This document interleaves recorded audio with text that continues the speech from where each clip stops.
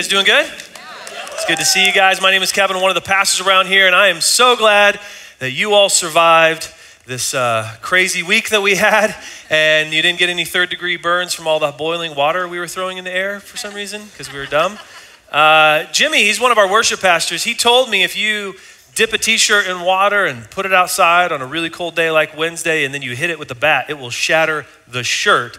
And it turns out Jimmy is a liar, because what happened was all I had was a really frozen t-shirt and a really disappointed 9-year-old that I oversold that experience to, as the shirt just flew off into the yard like nothing happened. But anyway, crazy cold week, and we all survived through it. And we're continuing in our series, as Kelly said, called Don't Give Up, as we've been talking about growing in perseverance.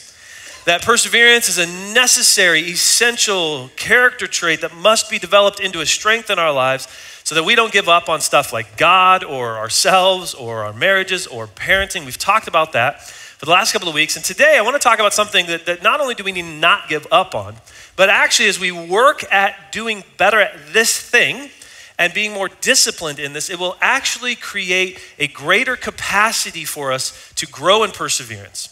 And so what we want to talk about today is not giving up on margin in your life.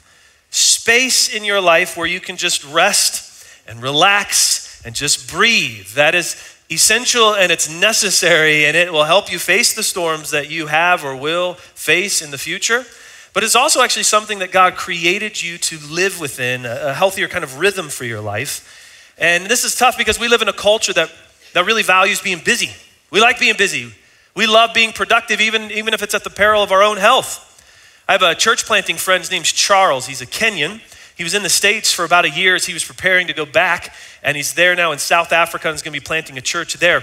But while he was here about 6 months in, I was asking him questions about our culture, things that he noticed about us, things that we were good at or not good at, and we were talking, and I kind of was lamenting to him about how we as Americans, we just seem too busy, too distracted, always on the go. And he was like, too busy? No. It's not that you're too busy. He goes, I wish we were more like you in our culture. Like, you guys use calendars and you're super orderly and planned out. Like, that's all stuff that I wish we were more like. He goes, your problem's not that you're too busy. He said, you're too busy. You're busy in all the ways that you choose to be. You hear me say that again. You are busy, but you're busy in the ways you choose to be busy in your life. What I mean is, we're not the victim of our busyness. We're the creators of it. And if we're going to reclaim some margin and rest in our life to live the healthy kind of life God designed us for, we have to start by just recognizing the choices that we make. And the culture that we live in makes it tough. We live in a culture that pushes us constantly to do more, to have more, to buy more, to accomplish more, to conquer more. It has many of us living at a very unsustainable pace in our life. And so as we talk about margin, let us have like a good definition of what we mean when we say it, all right? When I say margin, I'm not talking about like just the white space around the edge of our Word documents. That is one version of margin. I'm talking about margin in our life where we have space to breathe, the space that's unused and unspoken for, and it needs to be there. We need it. So here's just a good definition. Margin is the amount available beyond what is necessary. It's what you have left over after what you need. Margin is about having more than enough. It's about having in life an abundance mentality of always having more than enough and creating space for that to be true, not living in a scarcity mindset of always feeling like you don't have enough or you're not sure if you will. It's about not living in the red, not living in the deficit of your life. And many of us are just operate on deficit. Maybe margin for you looks like just learning to show up 5 minutes earlier to a meeting, to just breathe a little. To not hop on your phone, actually to learn to put your phone down and keep your head up and actually just talk to people and be present. Maybe that's what margin looks like for you. Maybe margin for you is just putting some distance between yourself and the temptations that you're trying to avoid so you're not constantly living on like the moral edge of your life. Maybe margin is just having more emotional capacity to face the problems that you're facing. Right? Margin helps you be a more patient person. As soon as margin is gone, so goes your patience and the quality of a person that you are for those that are around you. We need margin. Margin could be learning to have 1 or 2 nights a week where you choose to, as a discipline, never plan stuff because you just need breathing space in your calendars. Maybe margin for you looks like just having more time to just sit and think, sit and reflect, to sit and dream. When was the last time you did any of those things? Maybe margin for you looks like just spending more significant time with God. If you think back to all of 2018, if you didn't count all the times that you prayed before a meal, how much time did you spend with God? Just you and him, just talking to him, just hanging out with him, just being in his presence. Maybe margin for you is creating more space to spend significant time enjoying the presence of God or meditating on his word. Maybe for you, margin is more of like a financial thing. It's about getting to the place in life where you have margin in your finances, where you get to the end of the month and you have more than you needed. In fact, speaking of scarcity mindset, maybe for you, the margin conversation for you is stop trying to work more and always earn more. What if you just started focusing on trying to spend less and live on less and be content? Just a different way to approach a conversation. It's very countercultural to the world that we live in. But simply put, margin is something that most of us don't have or we don't have enough of, and yet I'm convinced that the very best things in life happen in the margin, in the unused spaces, in those moments where we could relax and just reflect or just breathe a little. We all started with margin, and somewhere along the line in our life and in our careers and in our families, we have traded that margin for wealth or success or for something else in our ego or in our insecurities. And we need to reclaim it because it comes back to actually a biblical principle that's called the Sabbath. All right, this is, if you've been around church, like you know this, and yet what is surprisingly shocking is how absent the Sabbath principle is in most people's lives that follow Jesus in our culture. The Sabbath is a biblical principle. It's a Hebrew word, Shabbat, which is just a cool word. So say Shabbat with me, Shabbat. And I'm saying you all need some more Shabbat in your life. The word means to cease. It comes from the very origin story of creation and is woven into the fabric of what it was to be the people of God, was to live in a rhythm where you stopped working sometimes on purpose, not because you're tired, not because you got something else to do. To be reminded that there is a God who's in control and who is the one who actually provides. To cease the busyness, to just be. You're created for this. Let me show you this in the creation story way back in Genesis chapter 2. It reads like this. This is where this comes from. It says, "Thus the heavens and the earth were completed in all their vast array. By the seventh day, God finished the work that he had been doing. So on the seventh day, he rested from all the work. Then God blessed the seventh day and made it holy because on it he rested from all the work of creating that he had done. And so too his people were required to rest." From the very beginning of the Jewish faith and then the Christian movement, one of the identifiers that is different than any other culture is that we choose to stop and rest one day a week in the rhythm of our lives because we believe God's really actually the one in control. And when we cease working, everything else still works. When we stop and rest, the world keeps spinning because we're not the ones in charge of everything. This was an incredible identifier of the Jewish culture. It made them super different than every other ancient world where they had to constantly work for the approval of their gods. Now, the million-dollar question when you read that creation account that God rested, he created for 6 days and rested on the seventh day. Why did God rest? Was he tired? Was he like, oh my gosh, did you guys see all this stuff I just created? Like, whoo, somebody pass me a Gatorade, I gotta rehydrate. No, actually what God was doing was in the same way he was creating and making perfection and beauty in the universe and the cosmos and all this awesome stuff. On the seventh day, he created something else called rest. And he did it not because he needed it, but because he was modeling it to us and he was weaving it into the very fabric of our existence. We are built for margin. We need downtime in our lives. You cannot live a healthy rhythm to your life as a created being without it. You just can't. You'll die if you don't sleep. We know that. But we think we can be busy from every other moment of the day until we rest, and you're missing the real beauty of the health that God has for you. We're created for downtime, for moments of silence. We're created to be able to just sit and just be still and just know that God's awesome so that we don't always have to try to be. And we just, like I said, this is surprisingly absent from so many of our lives. Now in the Jewish culture, this was like what marked them, okay? So this was very much just like if you were raised in that Jewish culture, like you just knew this and you almost would have taken it for granted. It's not part of the rhythm of our culture, which means we have to work a lot harder at it. You and I need to be more intentional to live these principles out. And it's not just about a day that we rest. It's about this Sabbath principle permeating all of our life, where we're to have margin everywhere in our life. The Jewish culture, they saw their day as beginning when the sun went down. So think of that. They began every day by going to bed. Every day started with rest, and they would get up during the waking hours and work and produce with their life out of the rest. We are the exact opposite. We get up and start our day by working and hustling and going and trying to be productive with our lives, and then we come home and we crash and we rest from our work. It's a very different perspective. Their culture kind of was all built around this day of Sabbath, the Shabbat. Friday from sundown to Saturday on sundown, everybody just ceased working. Everybody just relaxed. Ours doesn't do that. So we have to work harder at creating it.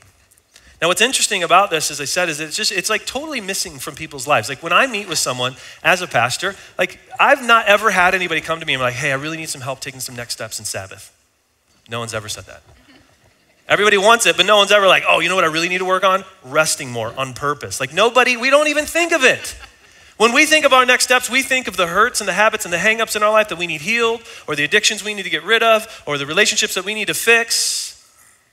And we don't even consider this vital piece of our creation story of how we were designed to live that's just absent from our lives. And then no wonder all the things that we deal with. What if, the God who created you, knows you, knew what you needed, what if resting one day a week became the answer to so many of the problems you face? Like what if the stress you carry around, the anxiety or the fears or the worries, what if the brokenness that you have in relationships and stresses or even in business, what if resting one day a week became the answer to that marriage that you've been working towards? Or that better relationship with your kids that you want? What if that was the answer to your health or your hair loss or the whatever you struggle with? What if the things that ail you in life that seem like they are missing, what if it wasn't about doing more? It's actually about doing less on purpose. To live into the design that God has for you when he created you. The need for you to have some margin and to rest. Now, there's a bunch of places we could go in scripture to see this Sabbath principle.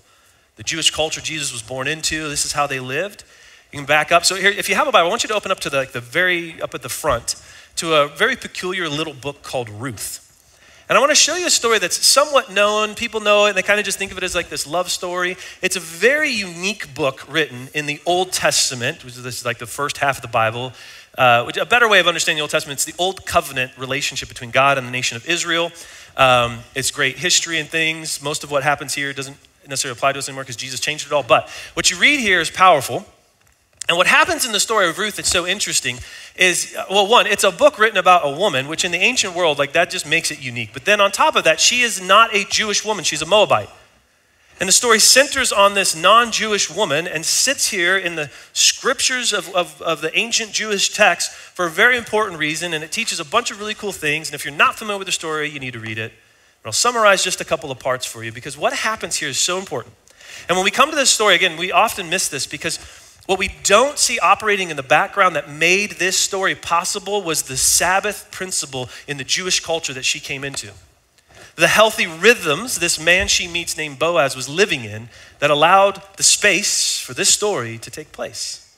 Now, the story is basically that Ruth had married a Jewish guy who died. She's become a widow.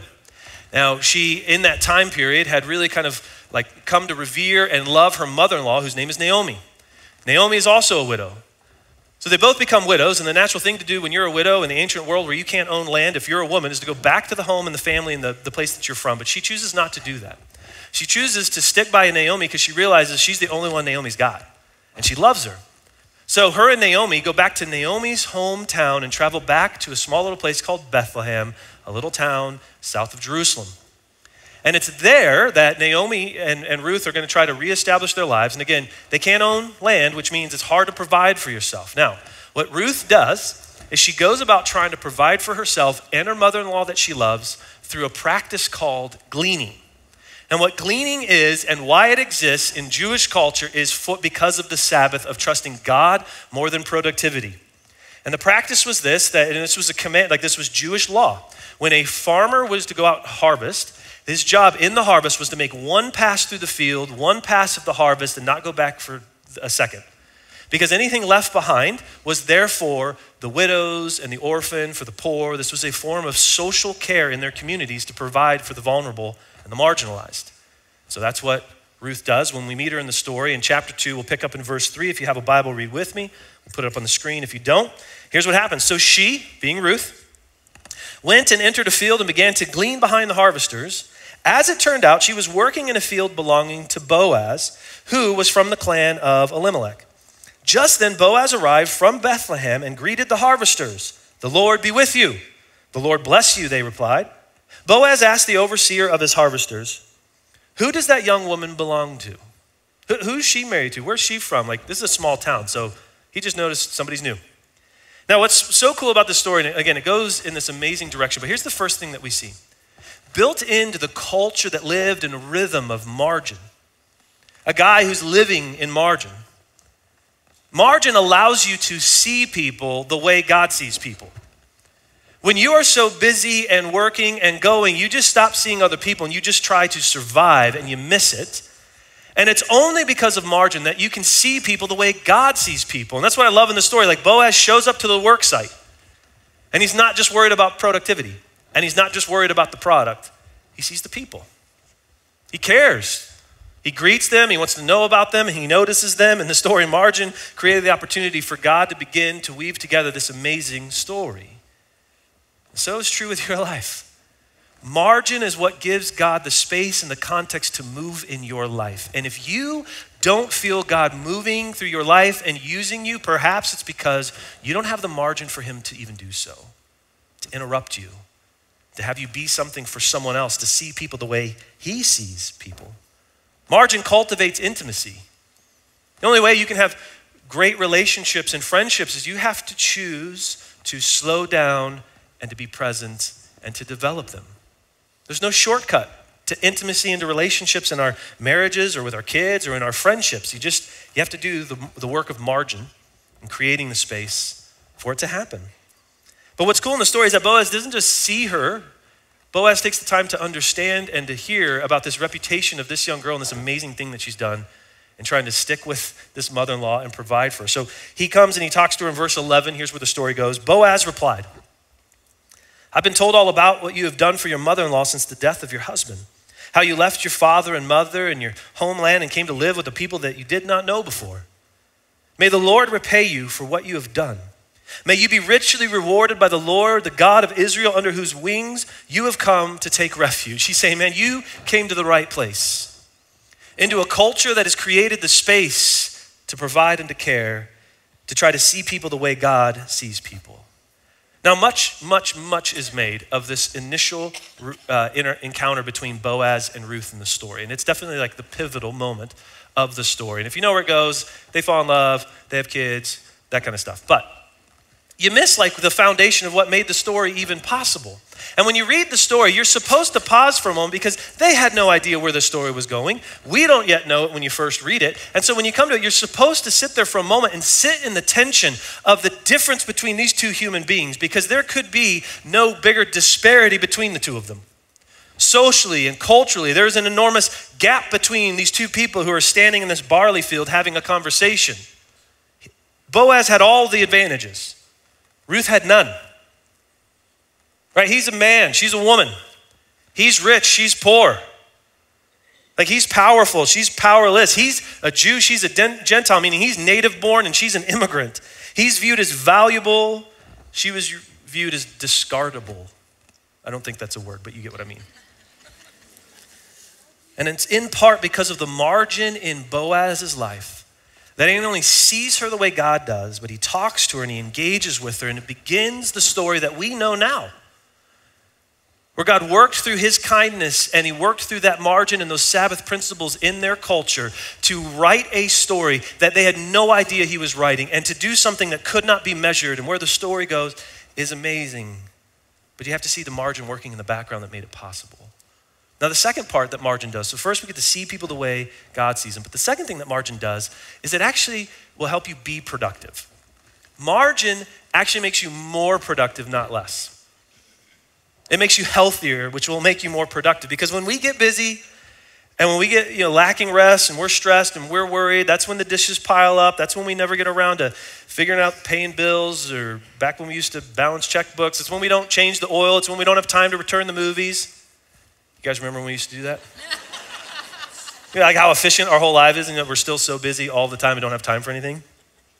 It's so funny trying to explain to my kids how, I remember we used to go and rent a VCR and a VHS to go home and watch. And my kids are like, what? Like a payphone? They just don't even get, anyway. Studies have actually proven this though. That breaks create more productivity, not the other way around. So like there have been studies done in the workplace that show that people who take consistent breaks throughout their workday are more productive through that workday than less. And this is all because it's actually woven into our existence. It's the way God created us. There are a bunch of Jewish proverbs and like wisdom literature that speak to this. Listen to this. Proverbs 19 says this: a person in a hurry makes mistakes. Now the way our moms taught us that was haste makes waste. Right? Trying to constantly be busy and productive and in a hurry, it actually makes you less productive. You've got to learn to slow down and have the appropriate amount of margin in your life, because it turns out that's how God created you to work best. And he knew it. But this isn't just about our output like in a work place. This makes you margin. This makes you more productive in just being a human. When you are constantly hurried, you lose joy. When was the last time you just felt joy? When was the last time you just felt gratitude for breathing?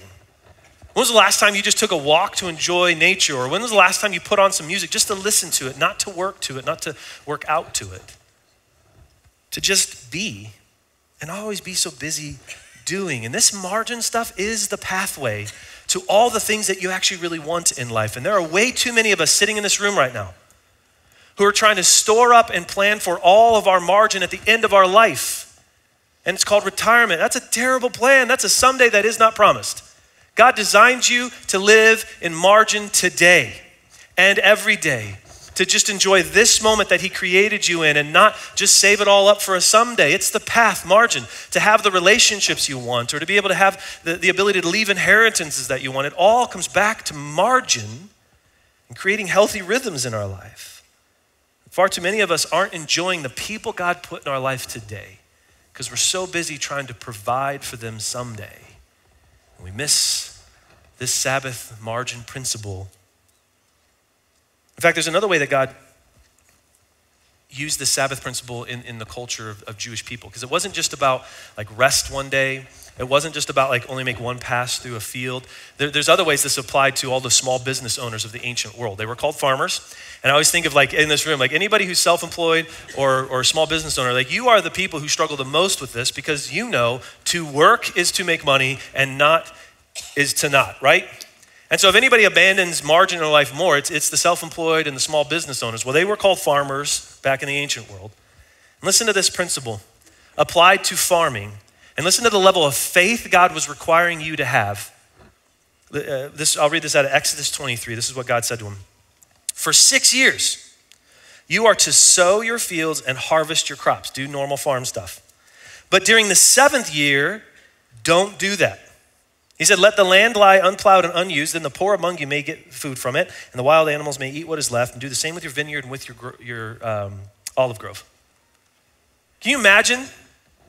Your life depends on your work to sow and reap. And God says, yeah, do that for 6 years. In the 7th year, just take that one off and trust me.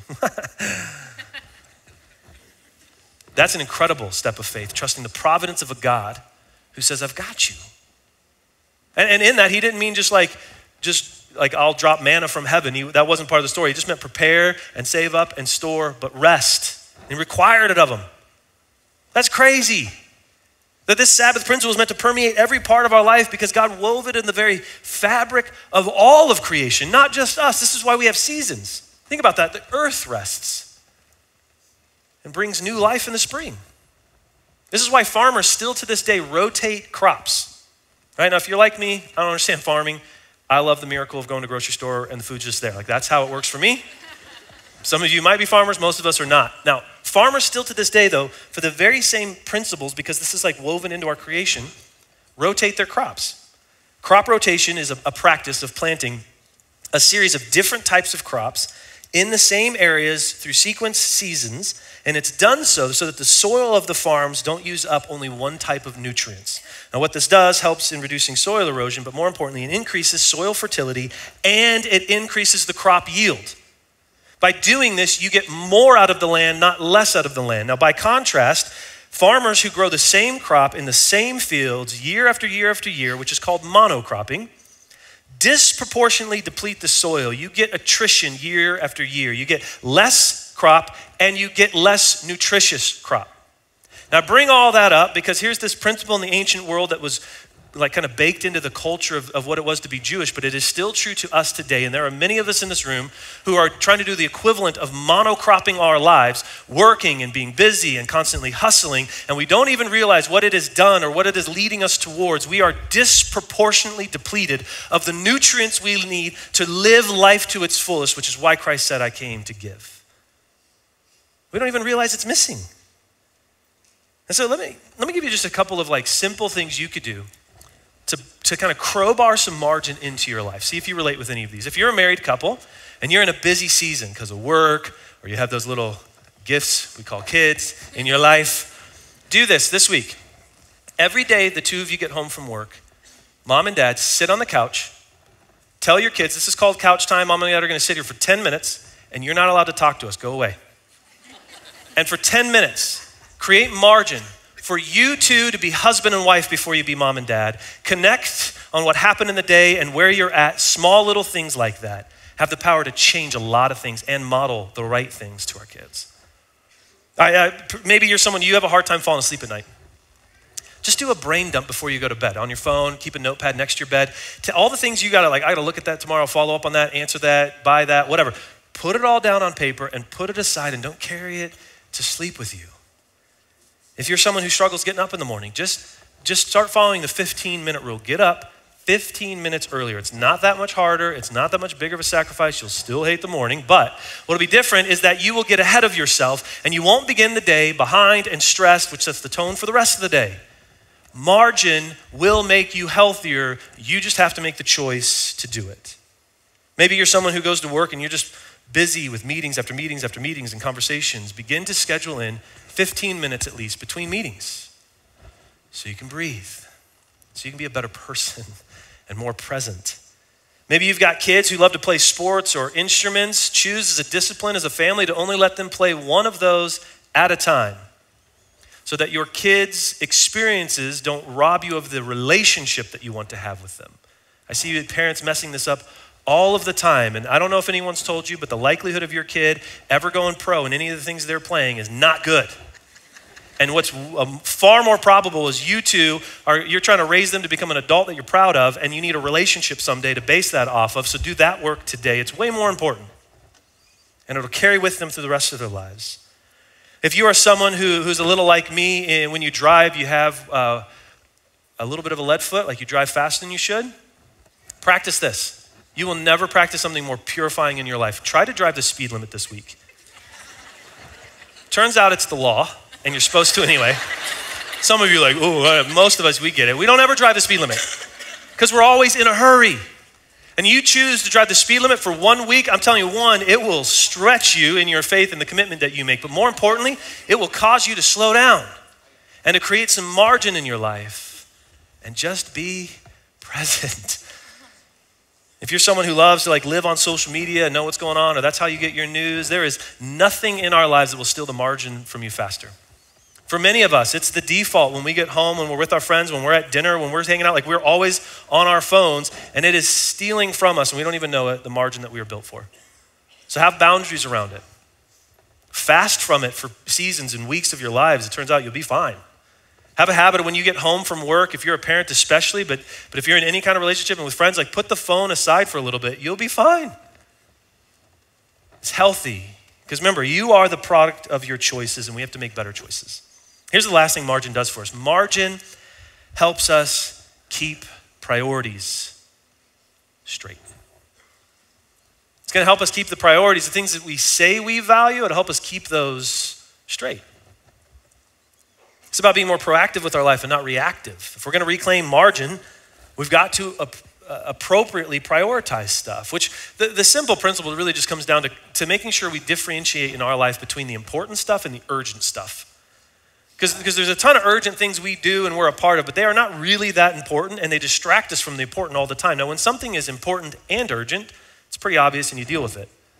But begin to recognize that the urgent things should not be commanding and controlling your life.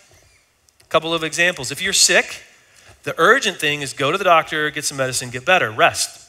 But the more important thing is probably to look at the rhythms of your life and the foods that you eat and the way you take care of yourself so you don't get sick as often. If your car breaks down, the urgent thing is to go to a mechanic and get the car fixed, but the more important thing is to do what they call preventative maintenance and get oils changed and keep up on the car. If you run a business, if you have a small business and you've got a customer who's mad, the urgent thing to do is deal with that customer and fix it and calm them down. But the more important thing to do would probably be to look at your business processes and what might be angering customers. The point is just simply, we get so overwhelmed with the urgent stuff in our life that it chokes out the really important stuff we should be focused on, to be more intentional with. And this is so important for us because margin is what creates the space and the capacity for us to grow in the generosity and the love of Christ. That he created you, that he knows you, that he loves you, and he has a purpose for your life. And if you're not careful, you might be living completely out of rhythm with that. Margin is the very thing that creates the space for God to shape you into the person he created you to be and to use you. In fact, Jesus talked about this a bunch of different times and challenged the people then and you and I still. In fact, one of them is in Matthew 6. If you've ever read this, I bet it bothered you. Because he's talking about a bunch of things, but one of the things he begins to talk about is worry, anxiety, and concerns, and busyness. And he just says this, he goes, don't worry, like a commandment. And everyone who reads is like, oh yeah, I don't know how to do that. I just am really good at worrying. I'm not sure how you don't worry. Listen to what he says in Matthew chapter 6. I'll start in verse 31. Jesus says, so do not worry saying, what shall we eat or what shall we drink or what shall we wear? He's saying, stop being busy all the time, worrying about all this different stuff. That's not gonna lead you to the fullness of life that I created you for. Listen to what he says, that for the pagans, run after all of these things and your heavenly Father knows that you need them. Jesus is saying that the pagans are just a way of referring to people who do not know their creator or have a relationship with Jesus. He's saying some of you are so busy because you don't know whose you are. And you don't understand your identity. Do you know every one of you sitting in this room are a beloved child of God? And there is nothing you need to do to earn God's love. You have it. He loves you. Right now, he didn't love you more, and there's nothing you'll do that'll make him love you less. He was giving you your identity in your creation. He wove you together in your mother's womb, and he redeemed that identity upon a cross. You are beloved, and that has nothing to do with your performance. Has nothing to do with what this society or culture sees you or values you. God just loves you. And you don't know that. You chase the wrong stuff in life. And you can get so busy and so worried and so stressed by all the things that God says, no, just focus on me and know who I say you are. Because listen to what he says next in verse 33. He says, but seek first the kingdom and his righteousness, and all these things will be given to you as well. Man, seek first God's kingdom. Keep your priorities straight and watch what I will do in your life. All those things you worry about, you realize some of them aren't worth worrying about. And those that are, God has a way of providing. The Sabbath principle is about learning to cease us trying and just trust that he can. It's where the rubber is supposed to meet the road in our faith of trusting God to be the provider, to trust his providence over our plans for our life. God's saying, focus on me and I can take care of all that other stuff. Now think about this. If you and I kept the things that we say matter the most, if we actually kept those at the center of our life and worked on them, think about what that would do to us. Think about who we would become through that. Man, if we lived the way God created us to live and we prioritize the way he calls us to, man, we would be incredibly healthy people. And we would have such a capacity to be generous and to be available to people and to see people the way God sees people. And we would live that grace, that mercy that he showed to us for others. There would just be something so different about our life. There'd be something so different about our church. there would be something so different about our families that those who do not know or understand God would come asking, trying to understand about a people who believe in a resurrected Messiah and live weird principles like Sabbaths. See, we're not supposed to leave all the margin for the end of our life, but to live it now. Rest, have space to just be a little bit every day, every week, or the seasons of our life. And you go back to this story of Boaz and Ruth. Again, I've said, like, what's so powerful is that all these principles were working in the background that laid the foundation for this story. They had no idea the way that God was going to use their relationship. Because yes, they fell in love, and yes, they got married, and yes, they had kids. But what happened is that that little town of Bethlehem became the place where God wove them into the lineage of the Messiah. And the reason Joseph and Mary for a census had to travel back to Bethlehem finds its roots back in a story like this, where they got to not just see God work in their life, but in the lives of those that would come. And what I'm saying is margin creates the space for God to use you in ways that you just can't even imagine, that you'll never be able to measure or fully know. But God invites you into this process of letting him use you. And it doesn't just make your life healthier. It has the power to change other people.